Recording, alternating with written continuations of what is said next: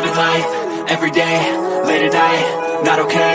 All I want, and I pray, all I need are some better days. Fuck me, I'm looking in the mirror, so foggy, but I've never seen clearer. I don't really think anyone can save me, and honestly I'm not really sure I want saving. I like to be my own worst enemy. There's no risk if you don't try at anything, so I'ma just keep buying everything. See you in the next life, have to be a better me. I don't think that my head's on straight, gotta flip it and grip it and go and get an x-ray. What's wrong with me? I just feel weight, pushing said meditate. It's pretty cool that I'm alive and have better days. I could walk, see, hear, I should celebrate. Think I could change my mind, maybe elevate.